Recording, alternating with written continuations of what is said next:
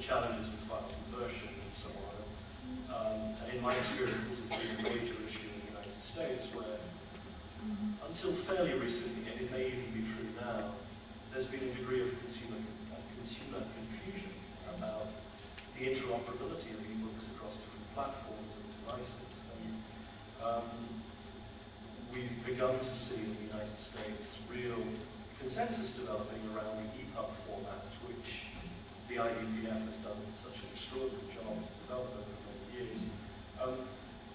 So standards are critical to this business of making the experience friction-free and also to drive the costs down for everyone concerned. Steve, you've been at the center of this for many years in terms of driving standards. Do you see a sort of appetite for that here in the UK amongst the constituents you talk to? Yes, and Michael, I first, just for the audience benefit, several acronyms have been used, and I want to make sure at least we have a baseline. ePUB is the name of a standard that is an open, non-proprietary form of XML for your publication.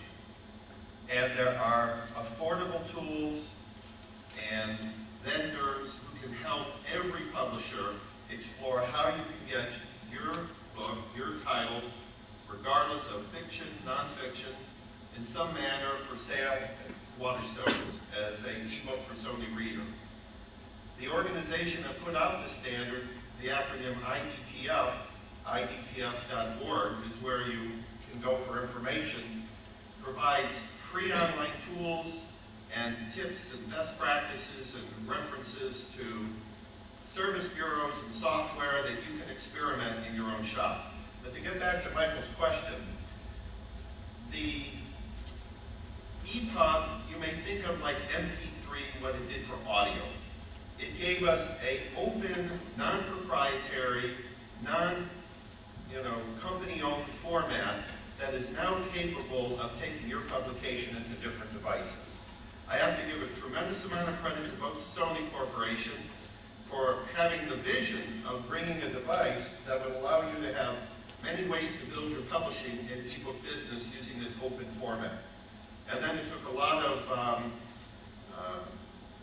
investment and risk by Waterstones to introduce and to promote a format that didn't exist in the UK market until September of 2008 when Waterstones launched Sony Reader and ebooks in this new open format. Waterstone wants to sell every one of your ebooks.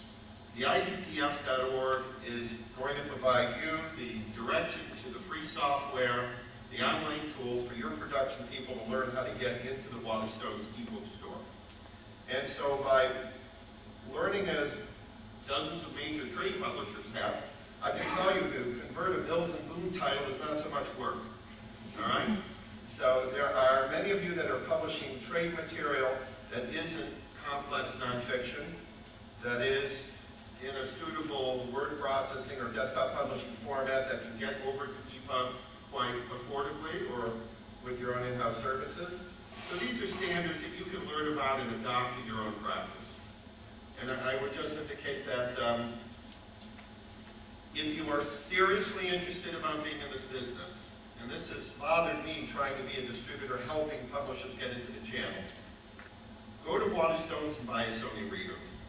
Then go home and go to Waterstones.co.uk and buy and download one or more ebooks. And make your staff hands-on familiar with this experience.